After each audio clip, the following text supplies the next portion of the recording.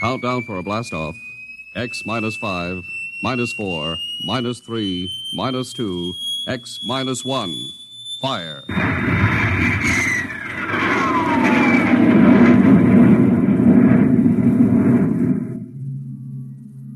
From the far horizons of the unknown come transcribed tales of new dimensions in time and space.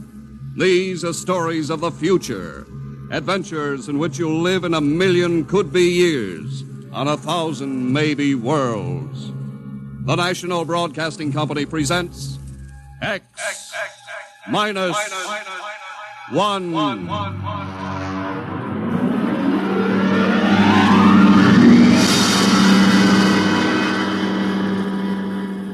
If you wanted to take over our world with a minimum amount of resistance and trouble, how would you go about it?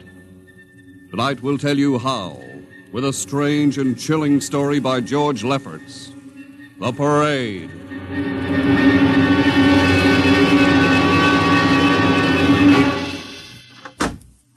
You are Mr. Sid Ryan. The same. My name is Luchar.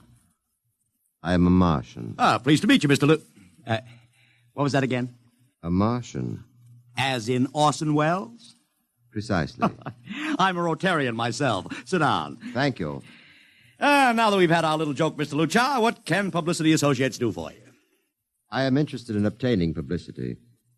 It has been my observation that advertising and publicity are the very backbone of earthly civilization. Spoken like a true Martian, Mr. Luchar. Now, if you'll tell me the name of the client. The client, of course, will be the Martians. You don't give up, do you? Give up? The gag, I mean. Oliver. Yes, Mr. Ryan? This is Mr. Luchar. Oh, how do you Mr. do? Luchar claims to be a Martian. Take him outside, will you, Oliver? I am happy to see, Mr. Ryan, that my telling you I am a Martian has approximately the effect I guessed it would. I believe we can do business. I have here cash retainer of $5,000.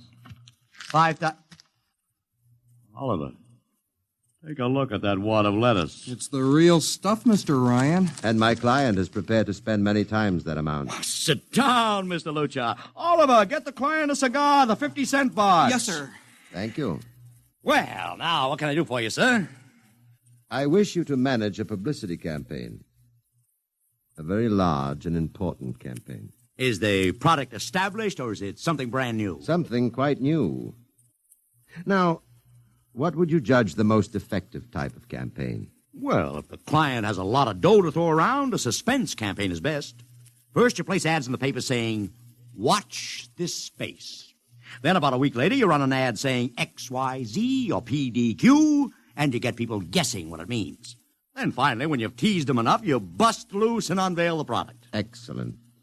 We will conduct a suspense campaign. Of course, in this kind of campaign, secrecy is very important. Once the name of the product leaks out, it spreads like wildfire, and the whole campaign is kerfloppo. Quite so, quite so. The utmost secrecy. You realize, of course, these things cost like crazy.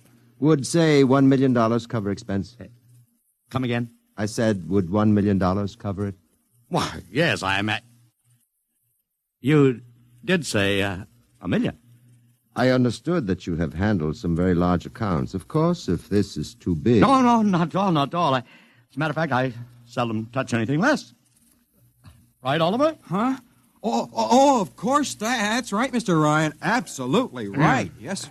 You will begin, then, by saturating the newspapers, the radio, the streetcars with a very simple statement. What's that?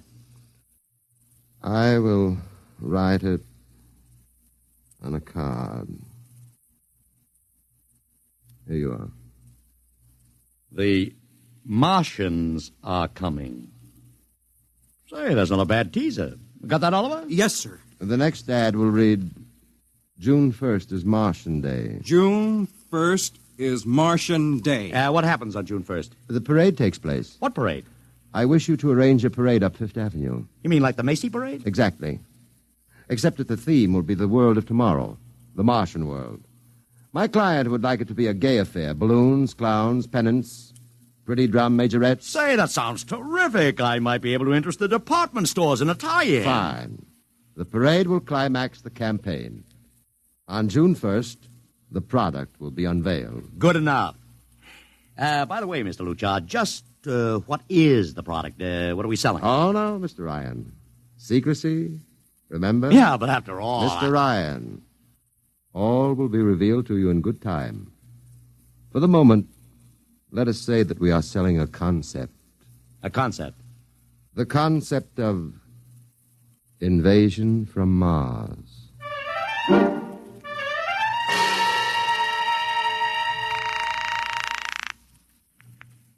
Sorrel Talent Agency. Sammy Sorrell, please. This is Sammy. This is Sid Ryan over at Publicity Associates. Listen, Sammy, how you fixed for midgets? I got midgets. Fine, I need 40 midgets for a parade. 40. June 1st. And listen, Sammy, I want them dressed in little spacesuits. In little... You know, like men from Mars. Mars. Okay? And I want some movie extras, maybe 50 of them. 50. Also rigged up like men from Mars. Make them look gruesome. Got that? Gruesome. Also, I need some horses with pretty girls on top of them. Maybe you can get that bunch from Maroney's Traveling Circus, the one we booked for the Fireman's Parade in Albany last year. Yeah, I'll try, Sid. Never mind the expense. Just get me the talent. It sounds like you landed a big client there. Who is it? It's a secret. I gotta hang now. Call me back, Sammy. Right. How you doing, Oliver? Oh, fine, Mr. Ryan, just fine. I got 100 small boys pasting little stickers. The Martians are coming on the subway platforms. Good. We got full-page ads in all the dailies. Good. And 10-second spot announcements on every local station. Good. It's costing a fortune. Good. The more it costs, the bigger our percentage. Spend like you were going to the electric chair, Oliver. Yes, sir. How are you making out in the parade? If it comes off, it'll be the biggest thing since Barnum invented the midget. I've got Macy's, gimbals, and sacks to contribute floats. Everything is built around the Martian theme, see? Even the horses will have long feelers attached to them and funny-looking extra legs. It'll be sensational. That sounds fine, only... Only what? Mr. Ryan, we don't even know what we're selling. Oliver, my boy, do you think old Sid Ryan has been sitting here spending all this moolah and not putting two and two together? You mean you know who Luchar represents? Just by accident, understand? I have learned that Century Pictures is making a big new epic. One of those expensive pictures they make in secret and then spring on the public because they don't want the other studios to get the jump on them. What's the picture? A space opera titled Invasion from Mars. Get it? Oh, I begin to see. Also, by mere coincidence, it's supposed to have its premiere sometime around June 1st. You follow me? Yes, but Mr. Ryan, Century has an exclusive contract with New Feature Syndicate for all their publicity. Suppose Century Pictures doesn't like the way New Features is handling their stuff. They want to get out of the contract, but New Feature says no, so they have to get around the contract. A man named Luchar, client unknown, starts publicizing the Martian invasion. Need I go further? Oh, I don't know, Mr. Ryan. Sounds pretty far-fetched to me, but I don't know. That's what I like about you, Oliver. You're so innocent.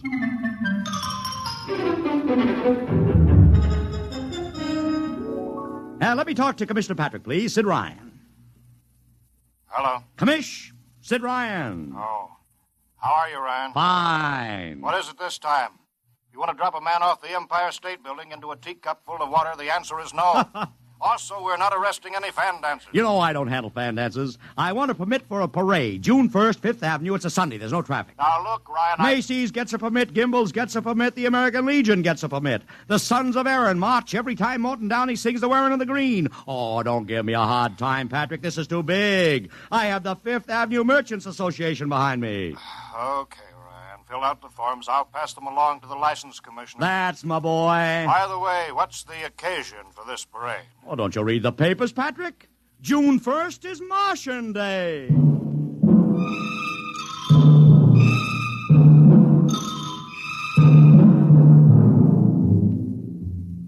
How is the campaign going, Mr. Ryan? Like wildfire, Mr. Luchar, like wildfire. Everybody and his brother is going along with the gag. Yesterday, we distributed 50,000 Martian hats to school kids. I got some of the merchants doing World of Tomorrow displays in their windows. Every big novelty manufacturer in town is climbing on the bandwagon. They want to get into the parade with floats, giveaways, anything. Everybody smells a buck to be made.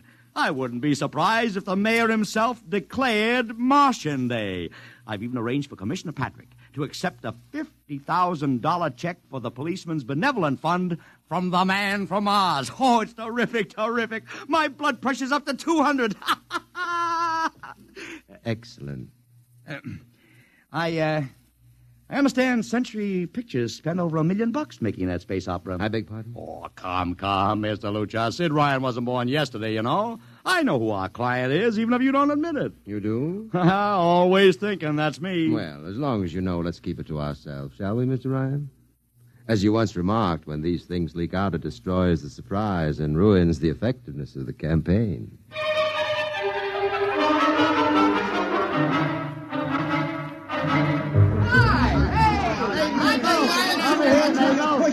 Ladies and gentlemen, this is Ken Daly speaking to you from our portable transmitter atop the reviewing stand for the much-heralded Martian Parade on Fifth Avenue. It's a beautiful sunlit day here in New York, a perfect day for a parade, and the streets are packed with thousands of spectators all eager to find out what this is all about. There's an air of shrill expectancy. Some of the kids and their parents have been camped on the curbstone since early this morning to be sure of ringside seats when the so-called Martians pass by. I've just had word from Saul Brown up at Central Park Mall that the Martians have landed from big pink balloons. And now, while we're waiting for the arrival of the parade, we brought some people up to our microphone to tell you their reactions to this most spectacular of all publicity stunts. That's right, come on. What's your name, madam? Miss Ada Shackley. A little louder, please. Miss Ada Shackley. Uh-huh, and where are you from, Mrs. Shackley? Columbus, Ohio. I see. And I see you have your family with you, too. Two little curly-headed blonde boys. Are you in New York on vacation? We came for the Shriners Convention with their daddy. What do you think of Martian Day, Mrs. Shackley? Well, it all seems very strange to me, but the boys have been pestering me to watch it, so we've been standing here 2 hours. I can't make head or tail of it. Well, neither can a lot of other people, Mrs. Shackley. But judging by the thousands here today, there's a lot of curiosity. Curiosity killed the cat, folks say. Well, let's hope not. Thank you, Mrs. Shackley. Mr. Ryan's here. Ryan, right. And this is Mr. Sid Ryan, ladies and gentlemen, the publicity man who's the brains behind the Martian Day stunt. Hello, Sid. Good morning, Kenneth. Easy, not so close to the mic. Oh, sorry. Hey, Sid, you've certainly lifted the lid this time. Looks like it, doesn't it? Sid, there's been a great deal of speculation as to exactly what all this is leading up to. I've heard some folks say it's a big war bond drive. Others think it's just to stimulate local business. And, look, I understand in the trade itself, the smart money says you're building for the premiere of Century's forthcoming extravaganza, Invasion from Mars.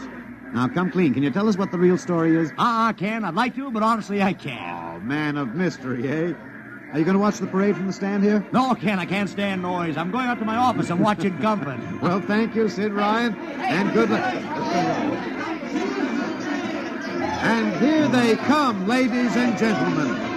The first units of the big Martian parade, swinging down Fifth Avenue with fanfare, colored streamers, music, confetti, floats, all the trappings of a Mardi Gras. And here in the vanguard is a whole troop of little midgets in weird-looking pink and blue spacesuits, carrying Rube Goldberg weapons with signs painted on them. Let's see, I can read one which says, Atomic Blaster. Another one has a placard reading, We're Martian through Georgia. And here come the clowns, laughing and falling all over each other. They're giving free sugar candy to the kids along the way. Yes, ladies and gentlemen, this is a happy, laughing crowd along Fifth Avenue today. A true reflection of the great sense of humor and good nature that makes America the place it is.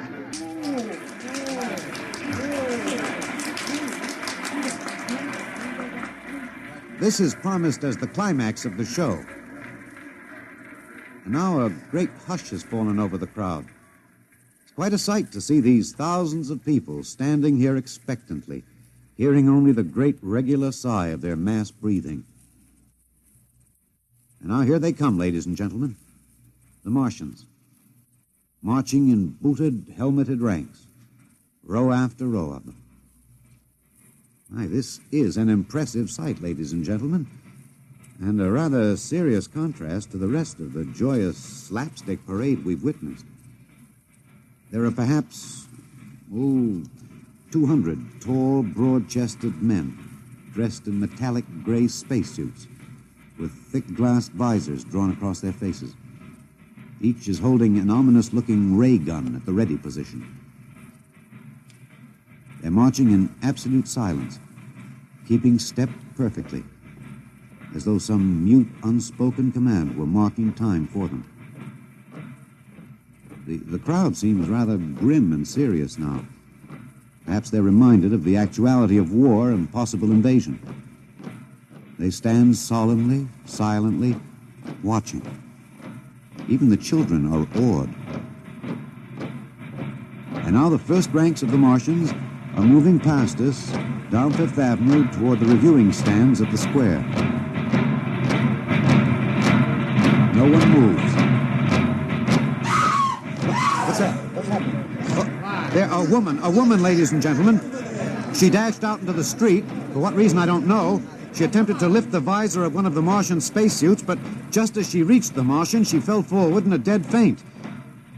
I tell you, I've never felt such mass tension in a crowd as we're experiencing here right now, today. All sorts of rumors have begun filtering back through the audience. There are excited whispers of she's dead, she fainted, and now an undercurrent of, what? They're really Martians. This is an example of how a single incident can precipitate mass hysteria, ladies and gentlemen. I tell you, it's a mighty reassuring sight to see the blue uniforms of New York's finest spaced every 10 feet or so along the avenue. Somehow, I can't explain it, this incident has begun to work on what was a moment ago a happy, carefree crowd, and the complexion is changing.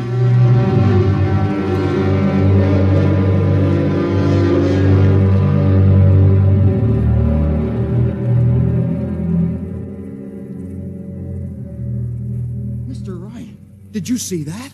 A woman fainted. Of course I saw it. What do you suppose she saw? Oliver, old man, did I ever tell you were too naive for this business? But that young woman ran out into the streets to get a close look at the Martians, and then she screamed and fainted dead away. I'm well aware of that, Oliver, since I paid her $50 to do it. What? The dramatic moment, Oliver, the stock and trade of the good publicity, man. Relax. Holy smokes, you sure think of everything. Yeah, for my share of this deal, roughly $100,000, I can afford to think of everything. Shut the window. Don't you want to see the finish? We'll go down to the reviewing stand for the finish. Right now, I want to make a phone call. By the way, where's Lucha? I haven't seen him. Well, he'll be around. Boy, those Martians sure look like the real thing. How would you know the real thing if you saw it, Oliver? Well, gee, I don't know. Close the window, Oliver. Oh, yes, Mr. Ryan.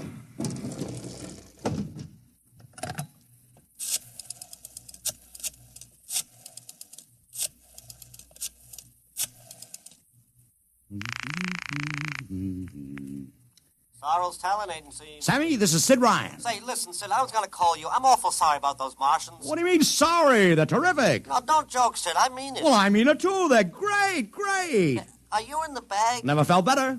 You mean it, don't you? Of course I mean it. What is this? There are Martians in the parade? About 150. Of course, I only ordered 50, but Sid. under the circumstances... Sid. Well, what is it? Sid, don't you know? I couldn't get you a single movie extra. There's a studio strike in New York. I was going to call you, but I figured... Wait a minute. Where'd these guys come from if you didn't hire them? I don't know. Maybe Oliver... Oh, hold on. Oliver? Yes, Mr. Ryan? Did you hire those Martians? No, sir, Sammy, this is on the level, isn't it? Honest, Sid, Okay, Sammy, I'll call you back. What's the matter, Mr. Ryan? I don't know. I just don't know. I've got to locate Lucha. What's Century Pictures number? Mr. Ryan, this is Sunday. Oh, yeah. Well, get me their publicity director, Marty Sanford, at home. Oh, yes, sir. Yeah.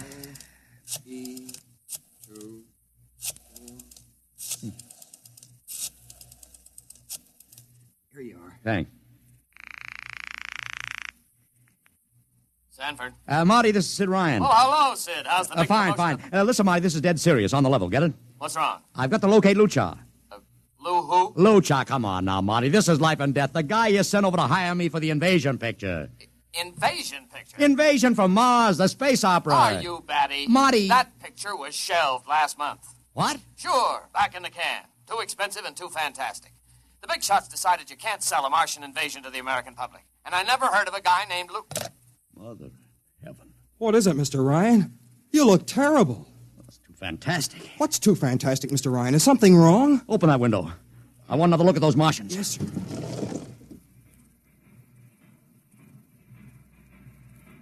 Look at it. Oliver, you were in the Army. Could 150 movie extras learn to march like that in, say, 24 hours? Not in 24 days, Mr. Ryan. Not a second's hesitation. Not one other step. Look at the way they carry those ray guns at the ready. The only other time I've seen troops march like that was in a film of the Nazi stormtroops marching through the streets of Paris. See those chests, Oliver? That's pride. Sheer, arrogant pride. Look at those chins. That's contempt. Nobody could act like that. Mr. Ryan! Oliver, get down there. Find that woman who fainted. Her name's Gloria Montex. Get her up here. Make it fast.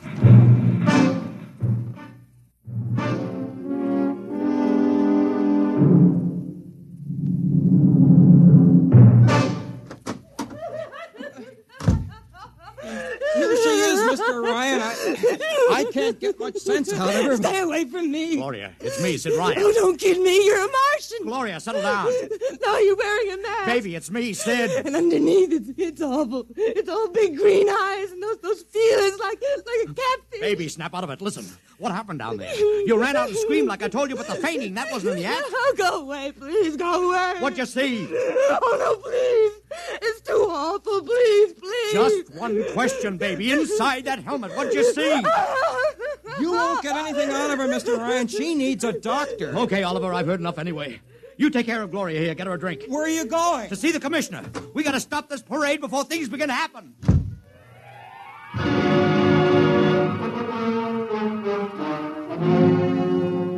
Okay, Ryan, what's the beef? Listen, Patrick, I don't know what it is, see, but something's wrong. You gotta stop that parade. I suppose you'd like the riot squad. That would get you a front-page spread on every paper in town. Honest, you publicity guys give me a pay. This may be a matter of life and death. Oh, sure. Look, Ryan, I've got no time for your cheap publicity gags. I'm a busy man. Listen, I'm trying to tell you I don't know where these Martians came from, who they are, anything about them. All I want you to do is stop the parade and make sure they're on the level. Ryan, I'm wise to your tricks. Now, if you let the sergeant show you out... You won't do it, huh? An honest citizen appeals for protection and you refuse it. I most emphatically do. Now beat it. All right, Patrick. I'll go right to the mayor's office. I'll have you busted flatter than a fried egg. Go ahead. I'm sure His Honor will be glad to toss you out on that phony nickel-plated skull of yours.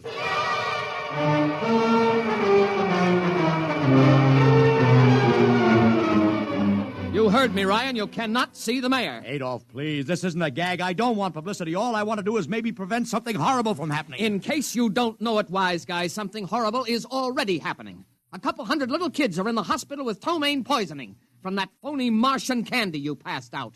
Or didn't you know? I didn't. We've got to stop that parade. Sure, you'd like nothing better than to start a panic now. Maybe a few hundred people would get trampled to death. Think of the newspaper space that would get you and your product. I won't stand for this, Adolf. You won't have to, because you're going to get out of here right now. Go on, beat it. Get out. You and your publicity stunts make me sick to my stomach.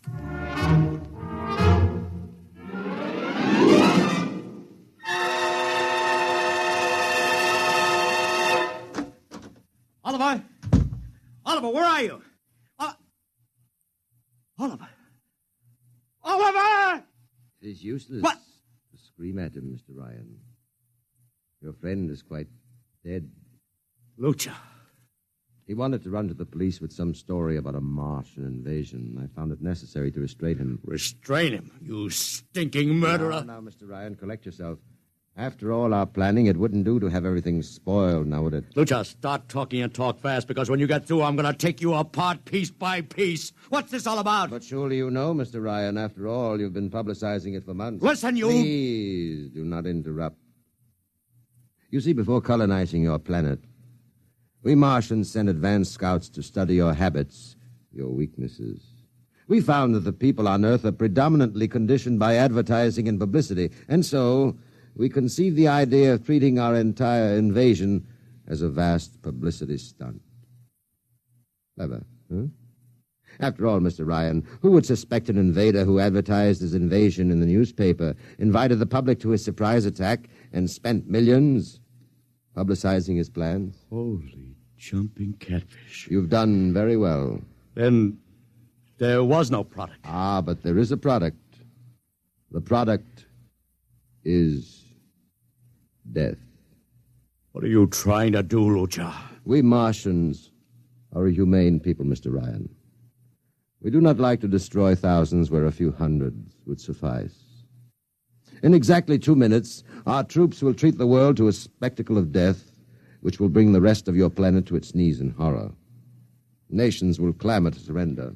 Perhaps, Mr. Lucha, but not if I can help it. You...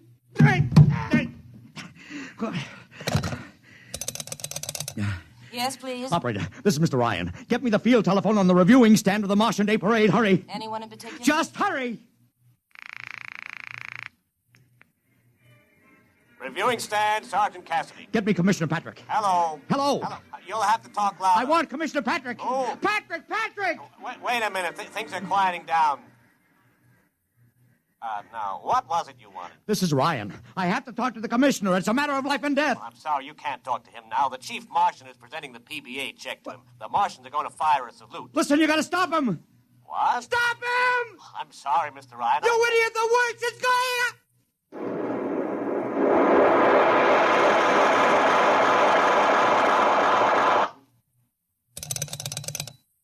This is the operator.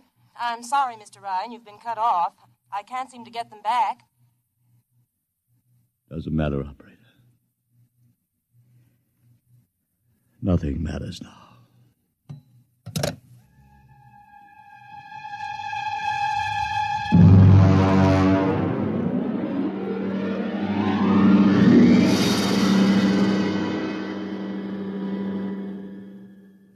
Tonight, X-1 has brought you The Parade, an original story written by George Lefferts. Featured in the cast were Joseph Curtin as Ryan, Joe DeSantis as Luchar, Alexander Scorby as Daly, Agnes Young as the woman, Ellen Deming as Gloria, John Thomas as Oliver, Arthur Anderson as Sammy, Wendell Holmes as the Commissioner, and William Keene as Sanford. Your announcer, Don Pardo. X-1 was directed by Fred Way and is a transcribed NBC Radio Network production.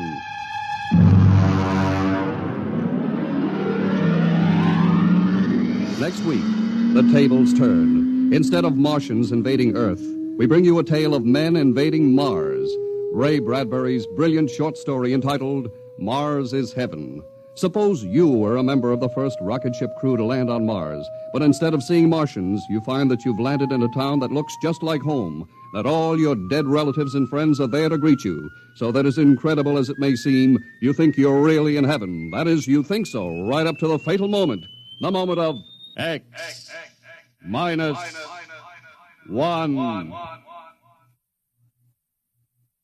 Join the Abbotts on another baffling mystery tonight over most NBC radio stations.